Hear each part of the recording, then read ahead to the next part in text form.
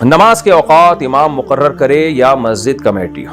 اوقات نماز کی تعیین امام کا حق ہے یا مسجد کمیٹی کا؟ نیز امام کے اوقات متعین کرنے کا کیا اصول ہے؟ ہشام صاحب انڈیا سے۔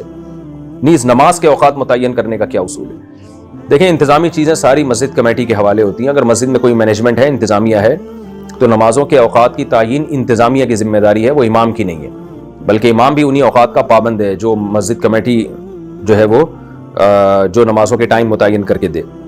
اب مسجد کمیٹی ٹائم کیا متعین کرے گی؟ تو وہ اس میں یہ ہے کہ فجر کی نماز ذرا دیر سے ہو تاکہ لوگ جلد پہنچ سکیں، سب کے سب جماعت میں آ سکیں۔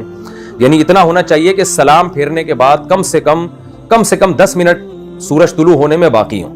یہ ایک معیار ہونا چاہیے فجر کی نماز میں۔ جب امام سلام پھیرے تو 10 منٹ کا، تاکہ کسی کی نماز نہ ہو تو اطمینان سے وہ وضو کر کے 2 سنت پڑھ کے 2 فرض پڑھ سکے۔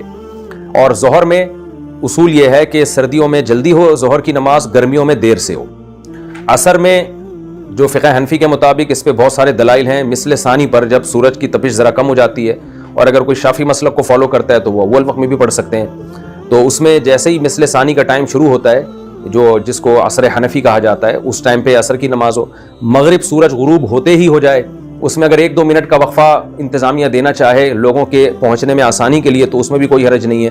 اور عشاء میں اصل وقت تو یہ ہے کہ وہ 1/3 رات تک ہو، لیکن چونکہ لوگوں پر یہ چیز بہت شاق گزرتی ہے تو اس لیے عشاء بھی اگر جلدی کرا لی جائے تو لوگوں کی آسانی کے لیے تو کوئی حرج نہیں ہے۔ تو اصل تو یہ ٹائم ہے، لیکن اگر پبلک کی اکثریت چاہتی ہے کہ اس کو دوسرے ٹائم میں زیادہ آسانی ہے، جیسے فجر وہ پبلک کی اکثریت چاہ رہی ہے کہ نہیں جلدی ہو جایا کرے، یا ظہر پبلک کی اکثریت چاہتی ہے کہ جلدی ہو جایا کرے، گرمیوں میں بھی جلدی ہو چونکہ لوگوں کے لیے مشکلات ہوتی ہوں گی دیر سے پہنچنے میں، تو پھر عوام کی اکثریت کو دیکھ کے کہ لوگوں کی سہولت کو دیکھ کے اس میں رد و بدل بھی کیا جا سکتا ہے، رد و بدل کی جا سکتی ہے۔